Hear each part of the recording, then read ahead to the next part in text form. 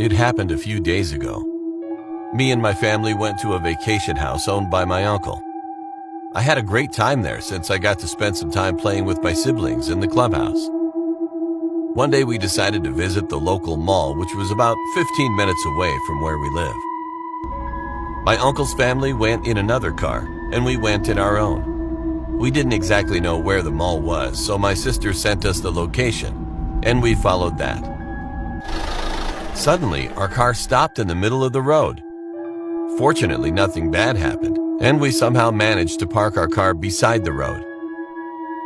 I called my sister, who was in my uncle's car. They said they had been pulled over by the cops because their car was a four-seater and there were 6 people sitting in the car. After about 30 minutes, my dad found a mechanic and our car started working again. We were now going to the mall, but suddenly our GPS stopped working. Keep in mind that my sister's GPS stopped working too. We then figured out that by the time we would reach there, the mall would have already been closed. Anyway, we headed back to our home and played pool in the clubhouse. The next morning, we were all shocked to know that the mall was burnt to a crisp when we were supposed to be there.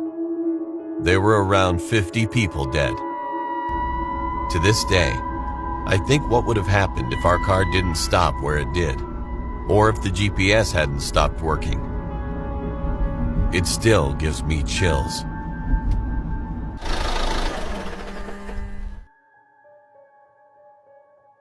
My name is Kevin, and this happened to me last month. I was camping with 2 of my friends. We booked a spot at a large campsite in a forest that's right next to a lake and a beach.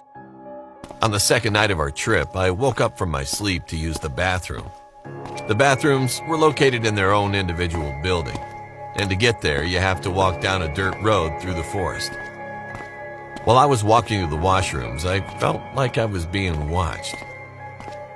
Luckily, I made it to the bathroom safely. But on my way back, I started to hear fast footsteps behind me. I turned around, and following right behind me was a scarily tall human-like figure. The only thing I could see other than its silhouette were its beaming orange eyes. I immediately started to run as fast as I could, while the figure ran behind me.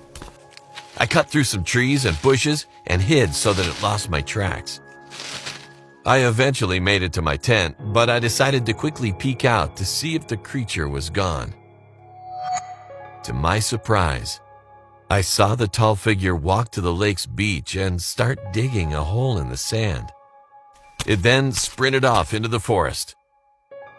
My friends didn't believe me when I told them, but I know what I saw was true. And I will definitely never be heading back to that campsite ever again.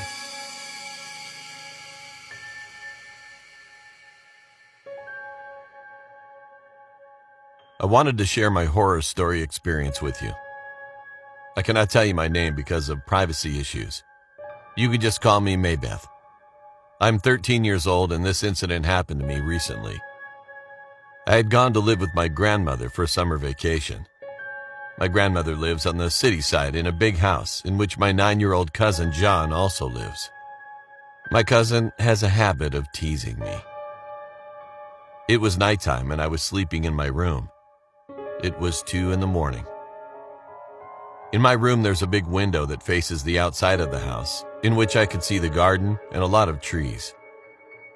I woke up in the middle of the night to the sound of somebody tapping on my window. It was dark in the room. When I looked around the room from the window, I saw my cousin hanging from the tree outside the window. He was knocking on the window like a psychopath, and he had that creepy smile on his face. I knew that he was not my cousin, but whoever it was, I wasn't going to find out. I quickly ran away from the window while screaming at the top of my lungs. My grandma came and asked me what had happened.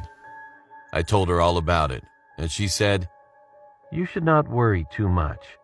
It is normal for me. I even saw you." I was so confused. I asked Grandma, "What does it mean?" Then what she said next will always remain in my memory. There's a ghost that lives in this town. It can shift into anybody's face. I was so scared after what she told me that the next day, I went back to my house.